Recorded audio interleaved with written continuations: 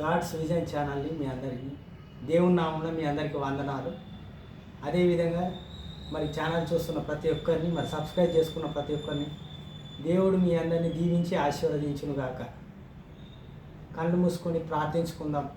స్తోత్రం స్తోత్రం నాయన, పరిశుద్ధుడా, మహోన్నతుడా, సర్వోన్నతమైన దేవ, కృపగల తండ్రి నాయన, పరిశుద్ధాత్మ దేవ తండ్రి, ఈ ఆవరణలో నీ ఆత్మని ఉంచండి తండ్రి నాయన. ప్రభువ, ప్రతి ఒక్క బిడ్డని తాకండి నాయన, ప్రతి ఒక్క బిడ్డని తాకండి నాయన. ప్రభువ, పరిశుద్ధాత్మ దేవ, ఈరోజు మరి నాయన ఏం మాట్లాడుతావో ప్రభువ, నీ చిత్త ప్రకారమే జరిపించండి నాయన. ప్రభువ, మరి అదేవిధంగా బిడ్డలకు ఏ సమస్యలు ఉన్నా ప్రభువ, మరి మరి దుష్టుడి చేతిలో పడకుండా ప్రభువ ప్రతి ఒక్క బిడ్డని కాపాడుతండి. మరి సాతాను శక్తి నుంచి విడుదల దయచేయండి ప్రభువ. మరి ఇంట్లో ఏ సమస్యలు ఉన్నాయో, ఏ ఇబ్బందులు ఉన్నాయో మరి బిడ్డల సమస్యలన్నీ యేసు నామములో తొలగిపోను గాక. అదేవిధంగా ప్రభువ ఆరాధన ప్రభువ, మరి పాటలలో మరి వాక్యంలో ప్రభువ మాకు తోడుగా ఉండి మమ్మల్ని నడిపించమని నజరేయుడనే యేసు నామములో అడుగుతున్నాం తండ్రి. ఆమేన్, ఆమేన్, ఆమేన్.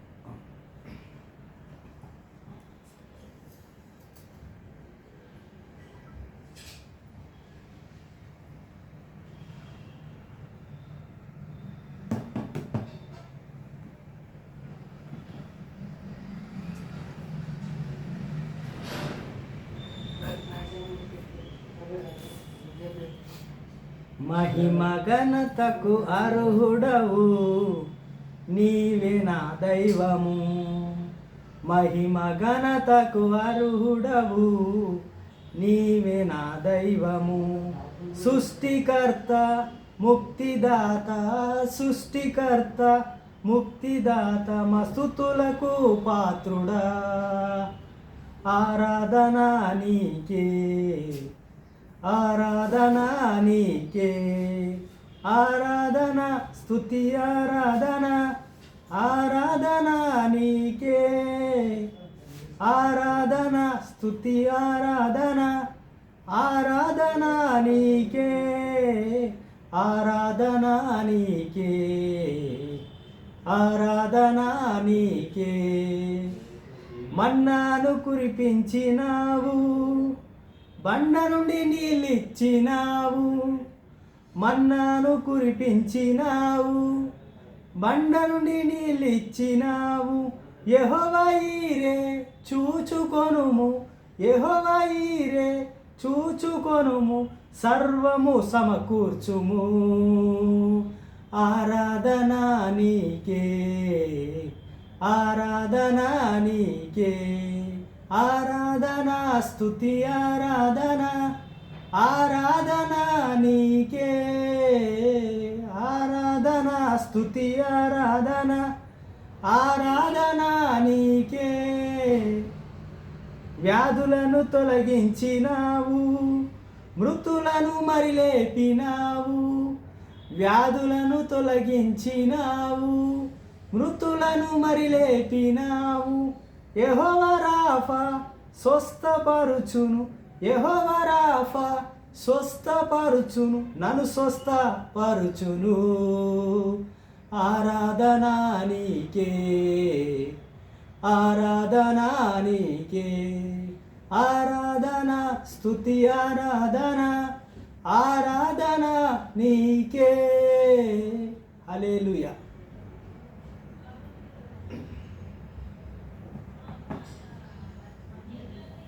మరి కన్ను మూసుకుందాం, ప్రార్థించుకుందాం. మరి దేవుని వాక్యంలోకి వెళ్దాం. స్తోత్రం స్తోత్రం నాయన, పరిశుద్ధాత్మ దేవ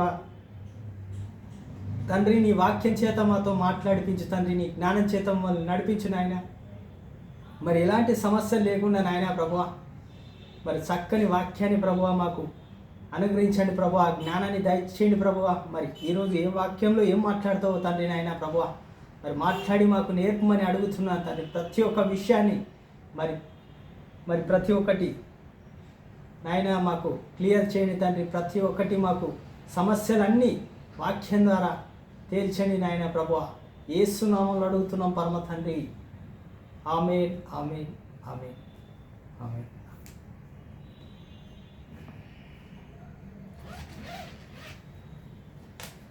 మీ అందరికీ వందనాలు. మీ అందరూ బాగున్నారా?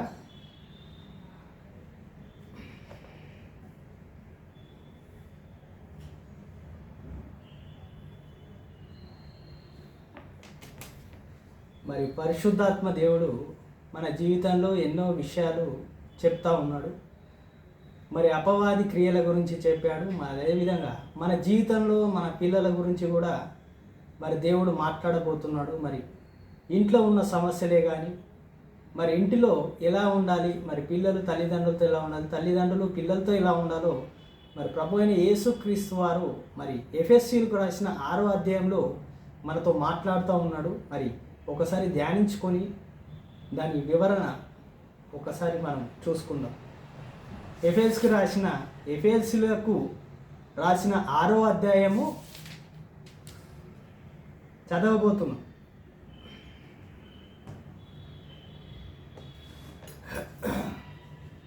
పిల్లలారా, ప్రభువునందు మీ తల్లిదండ్రులకు విధేయులై ఉండుడి, ఇది ధర్మము. పిల్లలారా అంటే మన పిల్లలు తల్లిదండ్రులందు విధేయులుగా ఉండి మరి ప్రేమతో ఉండి మరి గౌరవిస్తూ ఉంటే ప్రభు అయిన యేసుక్రీస్తు వారు చెప్తా ఉన్నారు, ఇది ధర్మము. నీకు మేలు కలుగునట్లు నీ తండ్రి తల్లిని సమర్పించుము. నీకు మేలు కలుగునట్లు నీ తండ్రిని నీ తల్లిని సన్మానింపుము. అప్పుడు నీవు భూమి మీద దీర్ఘాయుష్మంతుడు అవుదు. నీకు మేలు కలగాలంటే నీ తల్లిదండ్రుల్ని నువ్వు సన్మానించాలి. సన్మానించడం అంటే పూలదండలు వేయడం కాదు, అంటే గౌరవించాలని ప్రభు అయిన యేసుక్రీస్తు వారు చెప్తా ఉన్నారు. అదేవిధంగా భూమి మీద నువ్వు దీర్ఘాయుష్మంతుడు అంటే నీకు ఆయుష్ అంటే నీ జీవితం అంతా సంతోషంగా ఉండాలంటే మీ తల్లిదండ్రులతో మీరు సరిగా ఉండండి అని ప్రభు అయిన యేసుక్రీస్తు వారు చెప్తున్నారు. అదేవిధంగా ఇక్కడ కూడా ప్రభు అయిన యేసుక్రీస్తు వారు మనకు చెప్తా ఉన్నాడు. ఈ వాగ్దానంతో కూడిన ఆజ్ఞలు మొదటిది. ఇది మొదటి ఆజ్ఞ ప్రభు అయిన యేసుక్రీస్తు వారు మనకు చెప్తా ఉన్నాడు. అదేవిధంగా చూస్తే తండ్రులారా, మీ పిల్లలకు కోపము రేపక ప్రభు యొక్క శిక్షణలో బోధనలో వారిని పెంచుడి. మరి తండ్రికి కూడా చెప్తా ఉన్నాడు, తండ్రులారా మీరు మీ పిల్లలకు కోపం లేపకండి, మీరు ప్రభు అయిన యేసుక్రీస్తు బోధలో శిక్షణలో పెంచండి, దేవుని మార్గంలో మీ పిల్లల్ని పెంచండి, మీరు పెద్ద చేయండి అని ప్రభు అయిన యేసుక్రీస్తు వారు మీ పిల్లల గురించి చెప్తా ఉన్నాడు. అదేవిధంగా చూసుకుంటే దాసులారా, యథార్థమైన హృదయములు గలవారై భయముతోనూ వణుకుతోనూ క్రీస్తు వలె శరీర విషయమై మీ యజమానురాలి వారికి విధేయులై ఉండుడి. దాసురాల అంటే ఇంట్లో పని మనుషులకు కూడా చెప్తా ఉన్నాడు ప్రభు అయిన యేసుక్రీస్తు వారు. పని చేసుకునే వారికి కూడా చెప్తా ఉన్నారు, ఎప్పుడు మీరు విధేయులై ఉండండి, మీ యజమానుడికి మీరు విధేయులై ఉంటే మీకు లాభం ఉంటుంది, మీకు ఏ సమస్య రాదని ప్రభు అయిన యేసుక్రీస్తు వారు చెప్తా ఉన్నారు. అంటే పని మనుషుల గురించి కూడా చెప్తున్నారు. ఎందుకంటే ఈ రోజుల్లో పని మనుషులు తెలుస్తుంది, మరి ఎలా చేస్తున్నారో ఏం చేస్తున్నారో మీకు తెలుసు, నేను చెప్పాల్సిన అవసరం లేదు. ఇష్టం ఉన్నట్టు వాళ్ళు ఇష్టానుసారంగా చేస్తున్నారు. కానీ ప్రభు అయిన యేసుక్రీస్తు వారు అంటున్నారు, విధేయులై ఉండండి. ఇది ఎందుకని అంటున్నాడంటే ప్రభు అయిన యేసుక్రీస్తు వారు మనుషులను సంతోషపెట్టువారు వారు చేయునట్లు కనబడుట కంటే కాక క్రీస్తు దాసులమని ఎరిగి దేవుని చిత్తంని మనస్పూర్వకముగా జరిగించుము. మనుషుని సంతోషపెట్టేందుకు మీరు పనులు చేయకండి, కానీ దేవుని పని చేయండి, దేవుని సంతోషపెట్టేందుకు మీరు ఈ పనులు చేయండి అని ప్రభు అయిన యేసుక్రీస్తు వారు ఇక్కడ చెప్తా ఉన్నాడు. అంటే మనస్పూర్వకముగా అంటే నీ మనసు విప్పి నువ్వు చేసే పని నువ్వు మనస్పూర్వకంగా చేయి, నీ సొంతగా నువ్వు చేసే పని కరెక్ట్ చేయని ప్రభు అయిన యేసుక్రీస్తు వారు చెప్తున్నారు. సంతోషంగా చేయంటున్నాడు. మనుషులను సంతోషపెట్టేందుకు కాదు, కానీ క్రీస్తు దాసులని ఎరిగి దేవుని చిత్తంని ఎరగండి. అంటే దేవుని చిత్తం ఏ ప్రకారం ఉందో ఆ ప్రకారం మనము దేవునికి సరైన పని దేవుడి పని మనం చేస్తూ ఉంటే దేవుణ్ణి సంతోష పెట్టాలని ప్రభు అయిన యేసుక్రీస్తు వారు చెప్తున్నారు. అని అదేవిధంగా చూసుకుంటే మనుషులకు చేసినట్లుగా కాక ప్రభువునకు చేసినట్లే ఇష్టపూర్వకముగా సేవ చేయుడి. మనుషులకు ఇష్టానుసారంగా మనము సేవ చేస్తాం, కానీ ఒక్కోసారి చేస్తాం, ఒక్కోసారి పని చేయం. అంటే పని వారి గురించి చెప్తున్నారు. అంటే మనం ఏం చేస్తామంటే మనుషులకు కనిపించాలని వాళ్ళ ముంగట మరి ఈ పని వాళ్ళు ఏం చేస్తారంటే పని చేసేటప్పుడు మనుషులు రాగానే ఊడడము, మనుషులు వెళ్ళిపోగానే మళ్ళీ అది ఎక్కడ ఉన్నది అక్కడనే పెట్టడం లాంటిది అని చెప్తున్నాడు. అంటే అలా కాకుండా మీరు చేసే పని కరెక్ట్ చేయండి, పూర్తిగా చేయండి. కానీ దేవుడి పని చేసేటప్పుడు మీరు సంతోషంగా చేయండి, ఇష్టంగా చేయండి అని ప్రభు అయిన యేసుక్రీస్తు వారు చెప్తున్నారు. అంటే మన పిల్లల విషయంలో చెప్తున్నాడు. అదేవిధంగా మనం ఎలా ఉండాలి, మరి దేవునిలో ఎలా ఎదగాలి, మరి దేవుని శిక్షణలో ఎలా ముందుకెళ్ళాలో అని ప్రభు అయిన యేసుక్రీస్తు వారు చెప్తా ఉన్నారు. అదే రకంగా పని మనిషి విషయంలో అంటే పని వాళ్ళైనా ఎవరైనా వాళ్ళు మనుషులు సంతోష పెట్టనందుకు ఏదో చేస్తూ ఉంటారు. అట్లా కాకుండా మనం దేవుడు పని చేసినప్పుడు దేవుని సంతోష పెట్టాలి, మనుషుల్ని కాదు. మనుషుల్ని సంతోష పెడితే వ్యర్థమని ప్రభు అయిన యేసుక్రీస్తు వారు చెప్తా ఉన్నారు. అదేవిధంగా చెప్తున్నాను, మరి దాసుడైన స్వతంత్రుడైన మీలో ప్రతివాడును ఏ సత్కార్యమును చేయునో దాని ఫలము ప్రభు వలన పొందునని మీరెరుగుదురు. వాడు దాసుడైనా స్వతంత్రుడైనా మీరు చేసే పనికి ప్రతిఫలం దక్కుతుంది. ప్రభు అయిన యేసుక్రీస్తు వారు అంటున్నారు, మీరు దేవుని సేవ ఏదైతే చేస్తున్నారో, ఏదైతే మీరు దేవుడు దాసుగా చేస్తున్నాడో, మరి పని మనిషి అయినా, మరి పని చేసేవాడైనా పని చేయని వాడైనా దేవుడు పని చేస్తే మీకు ప్రతిఫలం దక్కుతుంది అని ప్రభు అయిన యేసుక్రీస్తు వారు ఇక్కడ చెప్తా ఉన్నారు. మరి అదేవిధంగా చూస్తే యజమానురాలు మీకు వారికి యాజకుడైన వాడై పరలోకమందున్నవాడు ఆయన నీకు పక్షపాతము లేదని ఎరిగిన వారిని బెదిరించుటకు మాని ఆ ప్రకారమే వారి ఎడల ప్రవర్తించండి. మరి దేవుడు చెప్పాడు కదా అని మనము మన ఇంట్లో పనిచేసే వాళ్ళ మీద కూడా మరి కోపపడద్దు. దేవుడు చూస్తూ ఉంటాడు, యజమానుడు చూస్తూ ఉంటాడు. పరలోక రాజ్యం యజమానుడు అయిన మనం ఇంటికి యజమానుడు అయితే ప్రభు అయిన యేసుక్రీస్తు పరలోక రాజ్యానికి మరి మొత్తం మనకు యజమానుడై ఉంటాడు, చూస్తూ ఉంటాడు. మనం ప్రవర్తించేటప్పుడు చాలా జాగ్రత్తగా ప్రవర్తించాలని ప్రభు అయిన యేసుక్రీస్తు వారు ఇక్కడ మాట్లాడుతున్నాడు. మరి అదేవిధంగా చూస్తే పిల్లల విషయంలో కూడా మరి తల్లిదండ్రులు విధేయులై, పిల్లలారా ప్రభువునందు మీ తల్లిదండ్రులకు విధేయులై ఉండుడి, ఇది ధర్మము. అంటే పిల్లల్ని తల్లిదండ్రులు ఏమనద్దు, తల్లిదండ్రులు పిల్లల తల్లిదండ్రుల మాట వింటే బాగుంటుందని ప్రభు అయిన యేసుక్రీస్తు వారు చెప్తా ఉన్నారు. అంటే గౌరవించుకోవాలి పిల్లల్ని కూడా, మరి కోపం లేపకుండా మరి దేవుని ప్రభు శిక్షణలో అంటే ప్రభు గురించి చెప్పాలి, దేవునిలో మనము పెంచాలి పిల్లల్ని అని ప్రభు అయిన యేసుక్రీస్తు వారు ఇక్కడ మాట్లాడుతున్నారు. అంటే ఈరోజు మరి ప్రభు అయిన యేసుక్రీస్తు వారు మరి తల్లిదండ్రుల్ని సన్మానింపుము, అప్పుడు నీవు భూమి మీద దీర్ఘాయుష్యవంతుడు అవుదు. అంటే తల్లిదండ్రుల్ని నువ్వు సన్మానించినప్పుడు నీ భూమి మీద నీకు ఆయుష్ అనేది పెరుగుతుంది. ఎందుకంటే ఆటోమేటిక్గా నువ్వు సంతోషంగా ఉంటావు, దీర్ఘశాంతుడిగా ఉంటావు, నీకు ఏ సమస్యలు రావని ప్రభు అయిన యేసుక్రీస్తు వారు ఇక్కడ మాట్లాడుతూ ఉన్నారు. అదేవిధంగా మరి దాసురాలైన యథార్థమైన హృదయం గల వారై భయంతోనూ వణుకుతోనూ క్రీస్తున వలె శరీర విషయమై మీ యజమానురాలివై విధేయురాలై ఉండుడి. అంటే మీ శరీరాన్ని మీ అదుపులో పెట్టుకోండి, మీ చేతులు మీ మనస్సు అనేది ఒక దగ్గర పెట్టుకోండి, మీరు జాగ్రత్తగా ఉండండి అని ప్రభు అయిన యేసుక్రీస్తు వారు చెప్తా ఉన్నారు.